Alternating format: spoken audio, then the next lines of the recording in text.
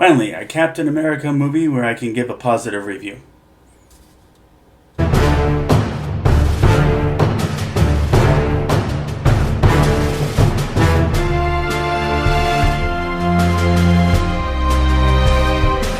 Welcome to my channel, KC, that's me, Carrie Chug, the Sledge Storyteller, here to talk about the wonderful world of storytelling and to open up discussion about how we can tell the best stories we can through movies and, talk about everything good and bad from a storytelling standpoint. Now, the 1994 Captain America serial, it veered far away from the source material, a case of then Timely Comics not looking closely enough at how Republic Pictures was handling their intellectual property. Then the 1979 TV pilots were both a case of failure to find production value and finding the wrong premise for a modern Captain America.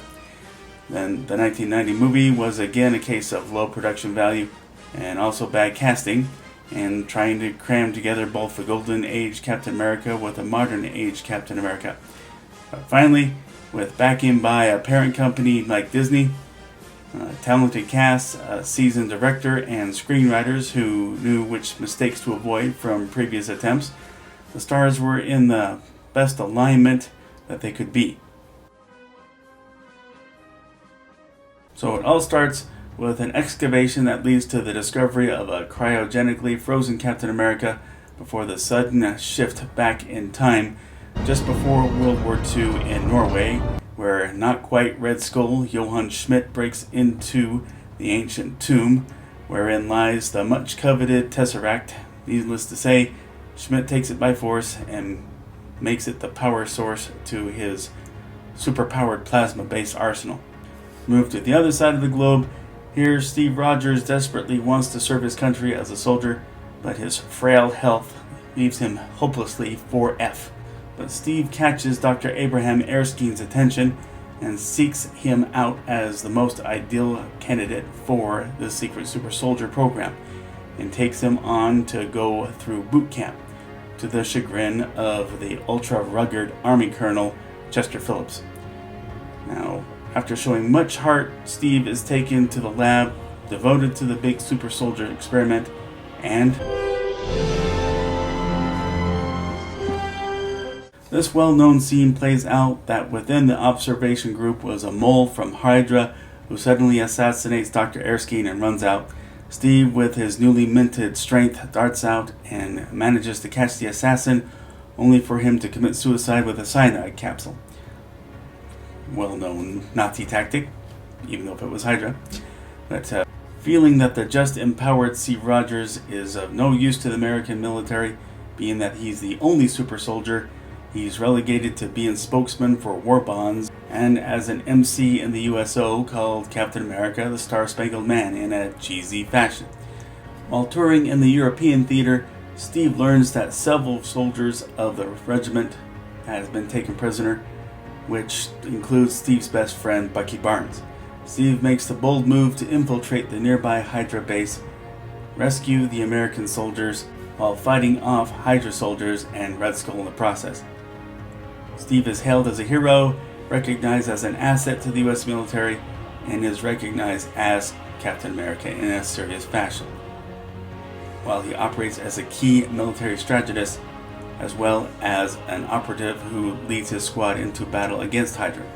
Steve's character build-up is engaging, the action is fun, though at times your suspension of disbelief feels stretched to the limit. Mainly the unconvincing stealth of Captain America's rescue mission. There are several moments that are setups for the upcoming MCU movies, like every time you see the Tesseract. Basically, you're not meant to take this movie too seriously, but it's worth enjoying on that level for the fun it has to offer. It's fun to think that how Disney had their discussion of who should be director of this movie and ultimately went with the guy who had directed their own Rocketeer. And I love the story of Joe Johnston's career just for the fact that he had gone from being one of the Star Wars special effects artists up to being a director.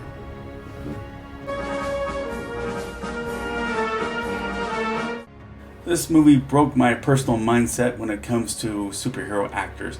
I had long thought that, once one superhero, never another, and this made me modify that to make exception to when the first superhero role was forgettable, like Chris Evans playing the Human Torch, which left me not blinking an eye after once Daredevil Ben Affleck took the role of Batman. Here, Chris Evans perfectly embodies that Norman Rockwell-worthy, clean-cut American boy next door persona. You believe in his sense of duty that leaves him desperate to find a way to get around his obstacle that's blocking him from enlisting. And you're in lockstep with Dr. Erskine in believing that he's worthy to be that super soldier. You also believe his passion and pathos that comes with his grief after losing Bucky. Just an all-around great performance. Hugo Weaving, no one doubted he was worthy of the Red Skull role after he played the uber-intimidating Agent Smith. Intimidating, ruthless, unflinching. He didn't care that the visiting Nazi officers would see Berlin among his intended targets, and once they did, just a minor liability dispatch with his newly constructed Tesseract-powered plasma rifles. Tommy Lee Jones brings his always effective, gruff, Texas tough guy persona that is the only good kind of army colonel in charge of a military side of a super soldier project. Haley Atwell, Agent Carter, nothing that special, but she served her purpose and she got to flesh out that character more with her own series. Sebastian Stan, he doesn't get that much to work with either as Bucky, and obviously would also get fleshed out over time as the Winter Soldier. Stanley Tucci, so Dr. Erskine, essentially this movie's initial voice of reason, whose wisdom sets the tone to define Captain America as an effective paragon.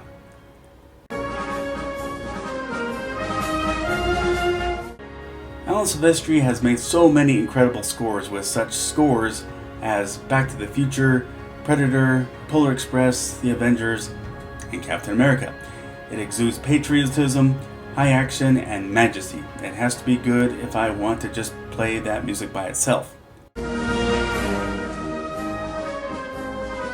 Now, admittedly, who knows what would have become of this without its obligatory MCU connections and references. My history buff tendencies make me think that there could have been some justification for shifting some of the battle's focus on the Nazis, but there wouldn't at least be a way to do it in the MCU, and trying to reconcile it with real WW2 history is like trying to nail Jello to the wall. Don't try it.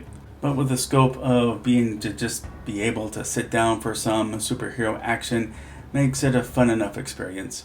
So that's my take on Captain America First Avenger. Thank you for watching. Agree, disagree, something I left out? Please let me know in the comment section. If you like this video, please click like. If you like this channel, please click subscribe or follow me on Instagram. As always, shameless plug, the link to order Sledge number 1 and Sledge number 2 through indieplanet.com is below the description there. It's available on both digital and paper format, where you can order Sledge number 1 on Kindle, also in both formats. But let's all look for civility amid all the bad news that's out there when it comes to politics, when it comes to social and political strife, as well as the pandemic. I can't ignore it. I'm still hoping that people can see fit to take the vaccine and get themselves protected from it and from others. And let's follow the precautions that have been given to us. But everyone, thanks for watching again, and God bless.